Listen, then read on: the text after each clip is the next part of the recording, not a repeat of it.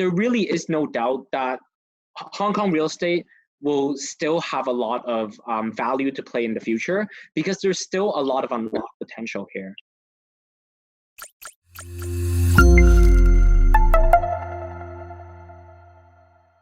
Hey everyone, Darren here. Today we have Cydon to share his insight on the Hong Kong's commercial real estate leasing market.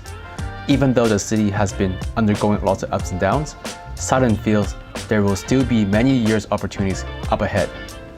You can find more of his insight in this episode, and I hope you enjoy. Cheers.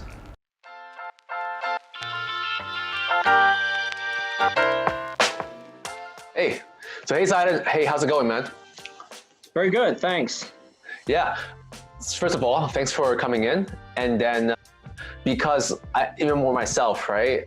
I have worked in, as a buy side in the real estate side, in the commercial space, but I've never understand, for example, your side, the Hong Kong leasing, the scope and then what's going on there. So it'd be great to have you to tell people, myself and the audience, more about what you do and then like what kind of opinions you have with the market currently.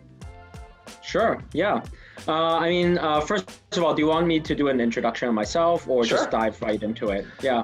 My name is Cydon, and thanks for having me, Darren. So I've been in the commercial real estate space for about almost coming up to 4 years now. Before I moved to Hong Kong 4 years ago, I was actually working in fast-moving consumer goods, so with companies like Unilever, Clorox, and then made the move to Hong Kong 4 years ago, where I started in the commercial real estate space with an agency called Colliers. And then right after, about 2 years in, I joined Jones Lang LaSalle, JLL, also in the commercial real estate, commercial leasing side. And so here I am today. There we go, and here we are. So first of all, right, would you mind telling the audience what's the scope for commercial leasing agents, and then what's the things that you do day to day? Sure. As commercial leasing brokers, what we are essentially is we are the client's most accountable person, all the way from the beginning to finding an office, and to all the way to the end of actually leasing the space and coming with the terms and the conditions of the lease. So what I mean by this is we start with a discovery process, usually of identifying what the client's organization. So for example, if you're a company or a subsidiary, what your needs are, what the amount of space you need is, what district, what building quality, what proximity to partners and to other clients of yours that you needing to be close to. So these are all factors in the very beginning of the search. And then throughout the process, we then help you shortlist and then finally pick the shortlisted and final buildings for us to negotiate on. So the final process of this would be to actually negotiate and to actually come to the best and final terms and conditions for the client. And then that will close out the transaction after the move-in. I see. So I'm sure a lot of audience might be more familiar with residential, like they have their own house, they have investments, they have the kind of residential kind of leasing. So what are some like key leasing terms that is different comparing to residential? That's a good question. Yeah, because we most of us are most familiar with residential leases just from our daily exposure. I would say one of the main differences is the length of the contract term. The most common contract term for residential leases that we find in Hong Kong usually are 1 year fixed and then plus 1 more year of what we call flexibility, like flexible. And this just means a renewal. And then after this term, your contract is on a month-to-month basis with the landlord. And for commercial leases, usually they are around 2 to 3 years at least, 3 years being the most common. And in terms of the actual terms, the conditions, and the clauses within these contracts, the residential leases usually around 3 or 4 pages would cover most of the conditions that you would actually sign on to. For commercial leases, it's a lot more complex, and there's a lot more terms and clauses that covers the liabilities and protects the liabilities of the landlords as well. And so they can range up to something like 80 to 100 pages even. So wow, okay. Yeah, those would be usually the quickest differences, I would say, between these two types of leases. I see. Yeah, I'm sure like if someone has to stay such a long time, it's not only a year or 2 years, maybe like up to 3, 4, 5, 6 years, right? And then that's right. I guess the leasing is going to be more expensive as well. I'm sure the landlord will want to know more about the tenant and have more covenants behind that. So yeah, in that regard, right, what are some key things that like a commercial landlord will want to know about the tenants? Well, let's be honest. The number one most important thing is whether or not a tenant can pay rent for sure. On time.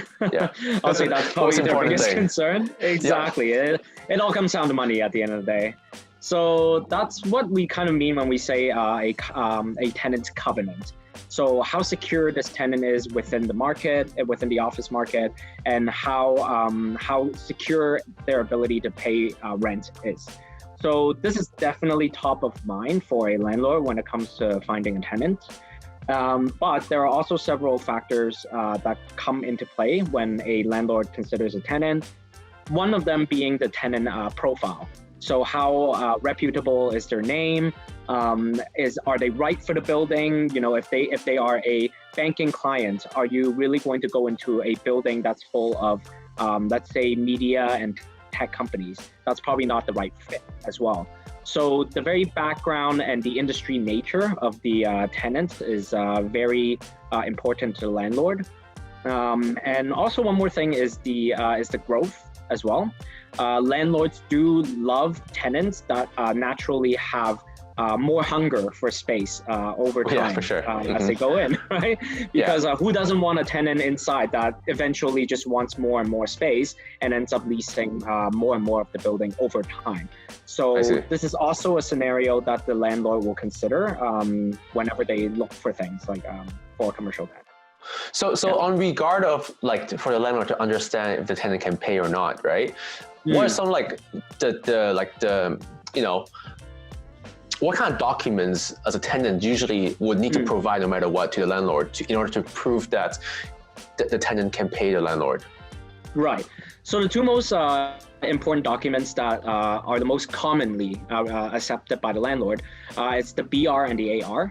The BR being the business registration. This one, basically any type of business entity in Hong Kong would have on file. The other one is the annual return, or the AR. So this document proves how much the share value is and how much income, how much cash flow, and how cash positive a business is. So this is usually the crucial document that the landlord will use to decide whether or not this tenant has enough covenants or enough ability to actually pay rent for the long term. So yeah, this would be the most important. So let's say if the tenant is not from Hong Kong, though not necessarily have BR, is there something that, you know, I'm sure you have more experience than me. What kind of stuff do we need to supply the tenants that maybe your overseas tenants that will say, hey, this is my first presence in Hong Kong and I really want some type of, you know, a good space. What kind of stuff the landlord would ask for, making sure that, you know, even though you're miles away at HQ, I will still like, you know, want to like lease out to you and feel comfortable with it. Yeah. So unfortunately, the Hong Kong real estate industry is still very archaic. In terms of the amount of paperwork and documents and a very traditional way of mailing and stamping documents. This is still very, very much prevalent in the Hong Kong real estate industry. So unfortunately, for overseas clients that are coming to Hong Kong, what they will really need to do is to set up a presence in Hong Kong. So they'll actually need to register under the Hong Kong Companies Registry. So they have to have already a registered presence here in Hong Kong. I see. What they can do though is, because they haven't conducted business in Hong Kong, they could use overseas support. For example, very simply, how much cash they have in their corporate accounts. If they can prove anything to the landlord that they are a cash positive commercial tenant, then the landlord might actually consider moving forward with a lease, even without concrete Hong Kong proof that they have an account here or with anything. But it very much is still a very archaic type of system here. So yeah, very traditional still. I sense some anger in there. We're talking about paperwork and archaic Yes. stuff. So I can see already, I can sense how annoying things are if that's the case. That's right. Yeah. So I'm just moving on, right? Because like I have so many questions, to be honest. Like I wish this video can go longer. There's a couple more questions in my head. No, it does. I mean, I talk to you a lot, but there's always questions that I have with real estate, right? For sure, yeah. Yeah. Yep. So like, let's say like, we're kind of in a recession, right now. And then, I'm sure a lot of tenants, which, we all know that a lot of people that we know that, have tenants or they're leasing somewhere that needs help. What is something that you think that landlord can help tenants out a little bit? So unfortunately, like I said before, the landlords here in Hong Kong are quite traditional. Usually they're not very flexible when it comes to rental terms or what we call concessions or relief. But what we're seeing after months of protests and after months of the coronavirus situation is that more and more landlords are now a little bit more open to what we call rental concessions, which can include rental relief. So maybe temporarily reducing the rental to help businesses, kind of go through the hard times. But also we have negotiated or are negotiating terms like rental deferments, for example. Rental deferments would include simply delaying a rental payment or delaying certain months of payment until a certain time when, when the conditions of the market recover enough for the business. I see. I mean, this is obviously done on a very case-by-case basis. It really depends on, how flexible the landlord is and how sympathetic they are to a tenant situation. But it also depends on the tenant's nature of business as well. If you're a semi-retail tenant that, due to the coronavirus, you could not have anyone come and there's absolutely no revenue whatsoever, I believe that is a very strong case to plead to the landlord for rental relief. But if you are a company that you're able to really work from home most of the time and you can function and still bring in revenue over the course of this virus situation or the protest situation, then perhaps the landlord would not have that much flexibility for you. Yeah, for sure. I mean, aside from these though, I would say that landlords can do a few things here and there, even without adjusting the rentals. Things are, for example, even simply as freezing or controlling the management fees.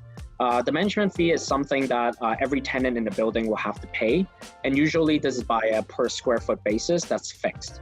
So something like a fixed cost like this, the landlord might be able to, let's say, temporarily reduce it or control it, so that at least the tenant will be able to stabilize their costs over like hard times.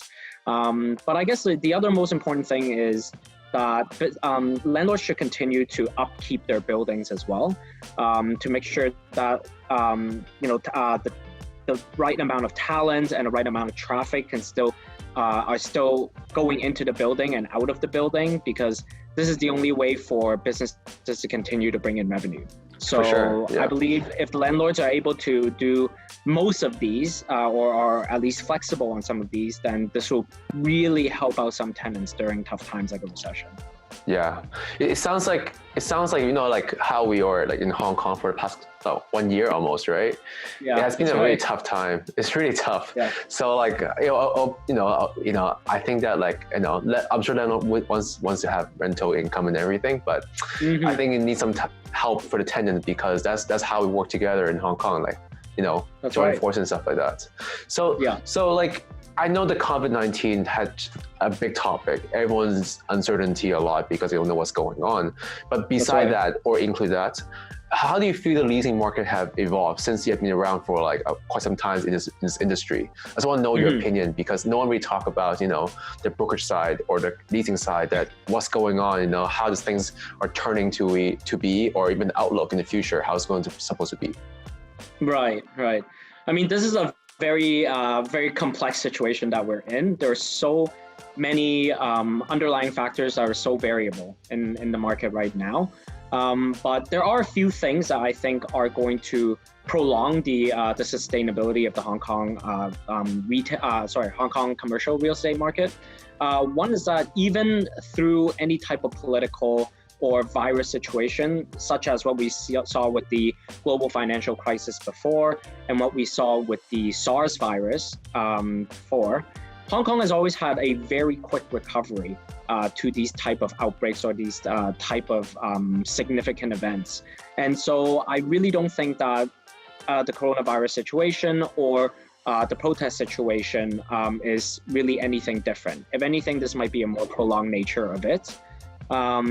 The other thing is Hong Kong will still remain an important hub for commercial transactions and activity.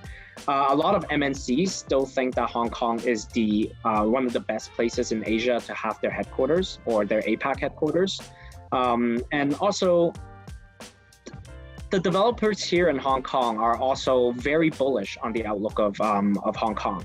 That's good. So they are, not only are they cash rich, they are able to invest a lot and continue to invest in building up new projects and new infrastructure in the city. I mean, that coupled with the fact that Hong Kong will always have a lack of land as one of the major issues, means that there are going to be many more creative ways that I believe developers will be able to develop projects. You know, one of the things is that there are many concepts outside in the world right now in different cities where certain buildings are no longer purely for residential or purely for commercial. Some of them are, you know, co-living or co-working, and then some of them will have different types of amenities all in the same building. So these are the types of new concepts that Hong Kong has the potential to explore, and Hong Kong has the potential to actually invest and build these type of developments. And so I think the leasing market will evolve to the point where a broker would not simply be just brokering an office space in an office building. We might be selling an entire different type of environment. The office might be within a co-working space, which is within a building, which has co-living elements or different type of retail elements or different type of wellness elements, all within one giant type of an ecosystem or environment. I see. And yeah, I think this is where the leasing market might evolve to in the near future. That's cool. Like, so it seems like what I'm getting at is that the asset itself, in the past tend to be a very specific type. For example, a building might be pure residential, pure, you know, retail or whatever. But then obviously there's different type of the tenants now. They're co-working, co-living, and then there's a mixture of stuff. And the ecosystem now, it seems like the buildings have their own ecosystem to help each other. So it's no longer to be one type, you know, vanilla, just plain one type of kind of asset. That's exactly right. Yeah. So with that, right?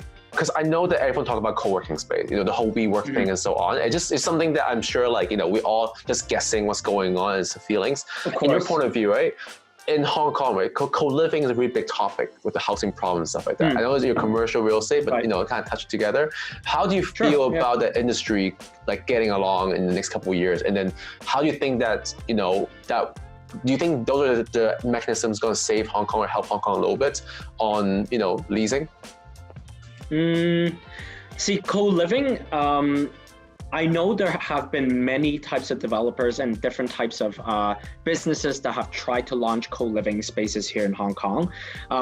Some of them have been successful, but most of them have not. And I believe one of the main reasons is because the concept of co-living is still very foreign to a city like Hong Kong. And also the fact that yes, land cost is extremely expensive, and therefore the per square footage of whatever living space you're living at will be extremely expensive either ways. So I believe the cost differential between a regular, let's say, subdivided apartment really wouldn't be that different from a co-living type of environment. So, I mean, do I see co-living you know, like skyrocketing out into a trend very quickly? I don't think so. I think this will be a much more slower trend to develop here in Hong Kong when Hong Kong locals and expats start developing an appetite or at least an open mind to this type of concept. Yeah. How about so that's co-living. How about like co-working or co-retail in Hong Kong? How do you feel about that? I think co-working definitely has a lot of potential here in Hong Kong. However, co-working spaces are usually you attract two type of tenants. One is for startups. So for smaller startups who need office space immediately, but do not have the, let's say, upfront capex to actually fit out a brand new office and to commit to a lease term, let's say for 3 years for a traditional office. So these will be a good target as well, and they're they can range from 1 or 2 people as a business up to maybe like 5 or 10, let's say a team of that. The other type of tenants that would be going into co-working spaces would be what we call enterprise clients. So they might be your HSBCs, they might be your Standard Chartered, they might be the subsidiaries of these banks that focus on, let's say, on technology, on media, on digital, and these are the type of teams that would actually take up a lot of space within a co-working operator, which is what WeWork has done in the past here in Hong Kong.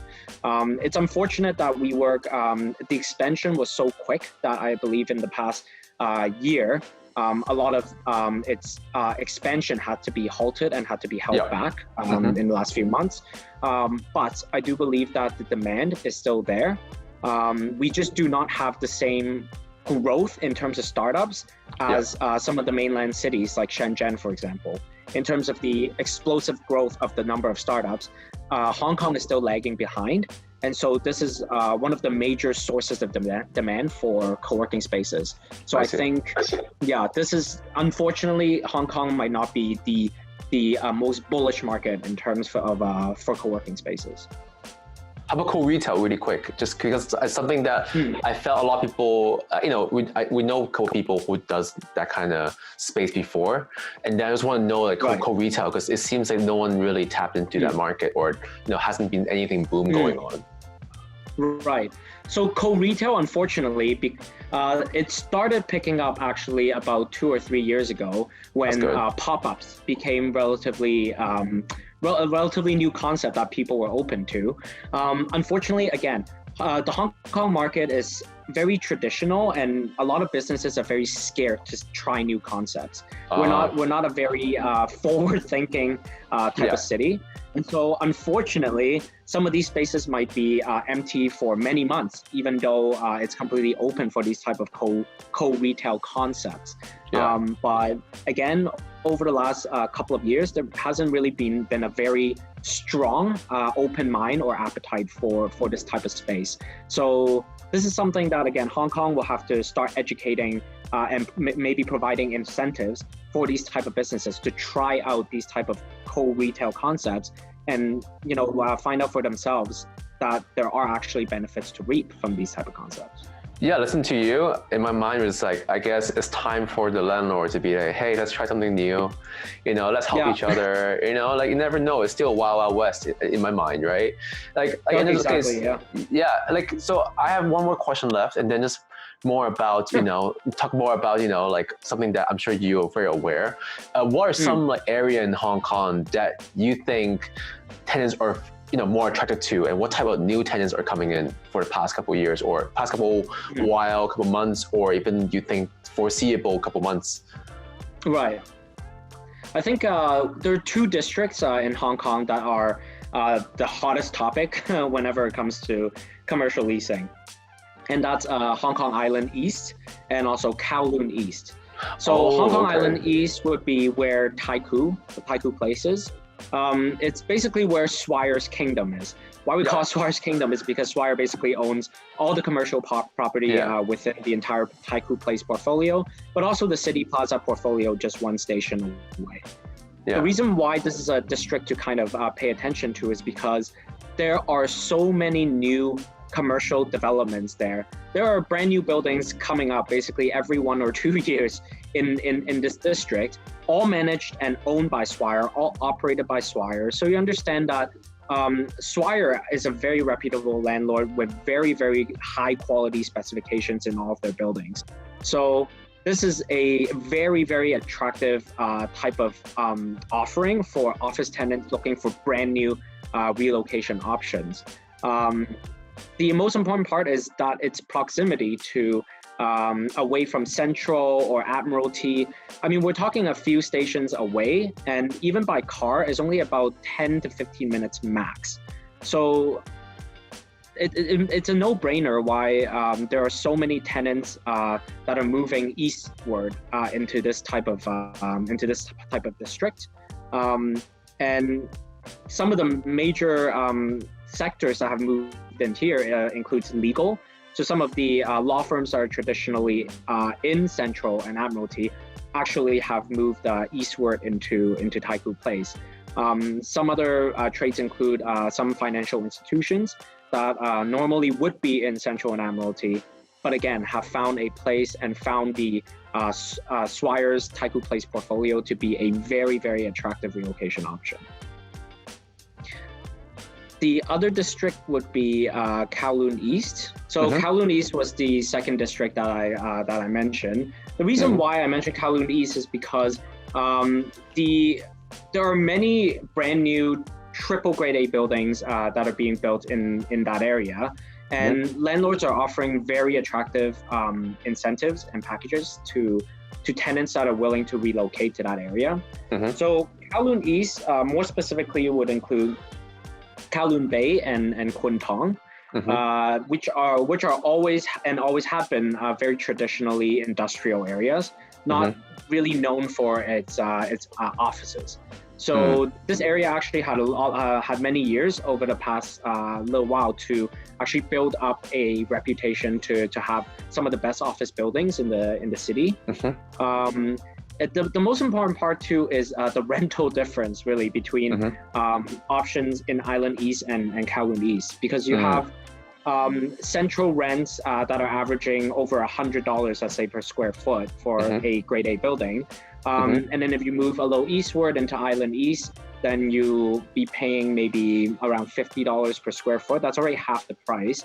And if you move over to districts like Kowloon East, which includes Kowloon Bay and Kwun Tong, you might be slashing that by half again to around, let's say, 25, even tops $30 square foot. And again, these are brand new office buildings that are very high in specifications.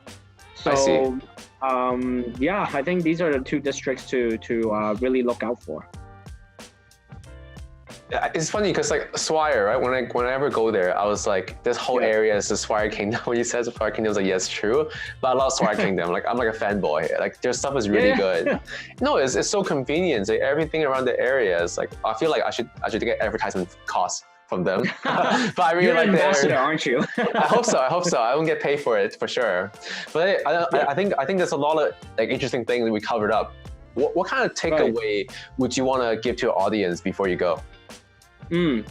I would say one would be, despite everything that has happened in the past year, that has really shaken the confidence of a lot of investors and a lot of people in Hong Kong, especially when it comes to the real estate market, is that there really is no doubt that Hong Kong real estate will still have a lot of value to play in the future, because there's still a lot of unlocked potential here.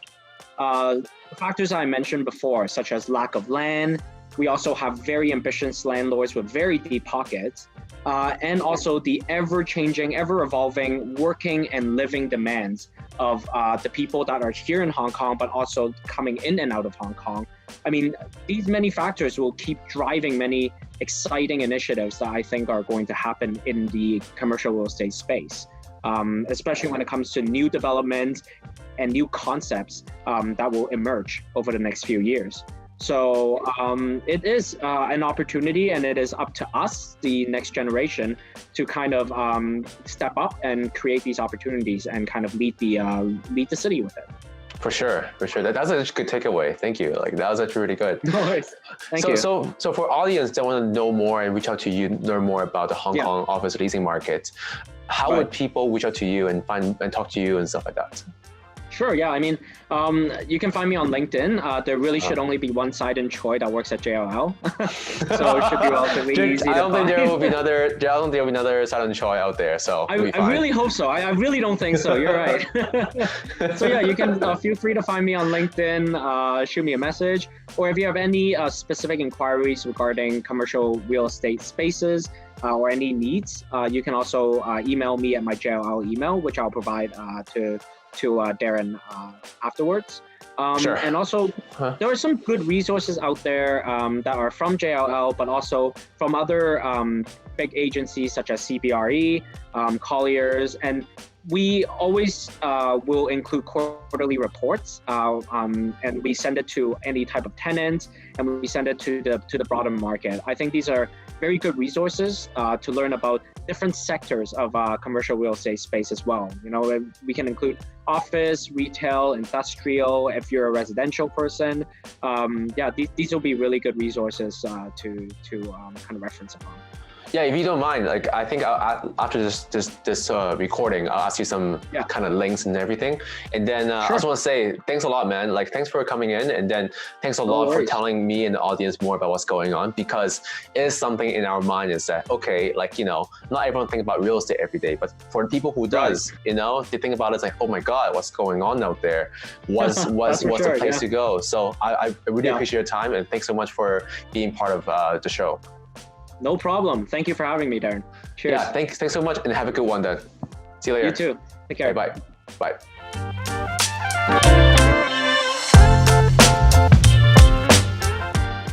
Thanks for watching. What do you think of this episode?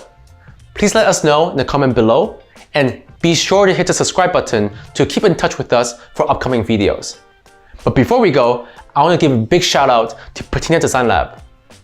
They're the one who help us in making our brand, art direction, as well as these videos. They are a strategic design consultancy firm to help businesses with a wide range of design services, from industrial design, branding, graphic design, art direction, content creation, and many more. They are a very talented bunch, and I urge you to check out their website for their work. That's all for today, and see you next time. Cheers.